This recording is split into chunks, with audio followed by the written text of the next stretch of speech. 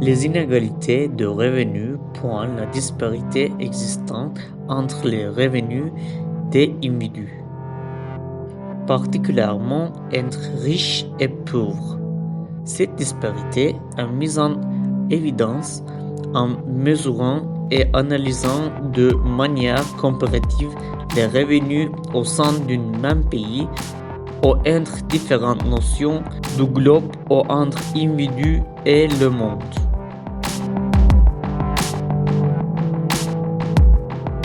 Selon des estimations du PNUD, les ratios entre les revenus moyens par habitant dans les 20% pays les plus riches et les 20% les plus pauvres est passé de 30 en 1960 et 74 en 1997.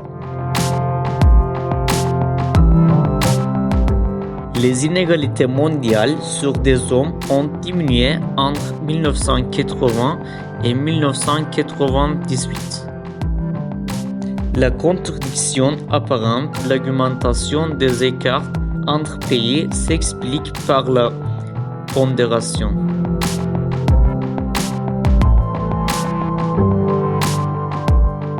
En comparant simplement les pays les plus riches et les plus pauvres, on ignore l'évolution des pays d'Asie, en particulier Inde et Chine, dont la progression a été très importante.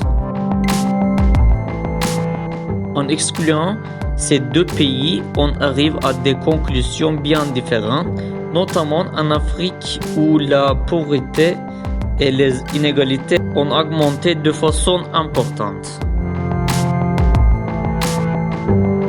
La montée des inégalités aux États-Unis expliquait aussi bien la crise de 2009 que celle de 1928.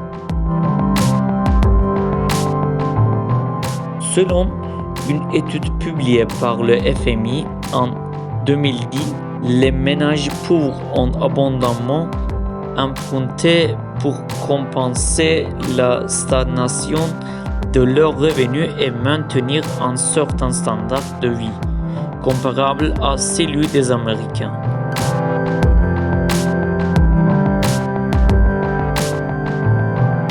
En France, l'espérance de vie d'une personne est corrélée à son niveau de revenu.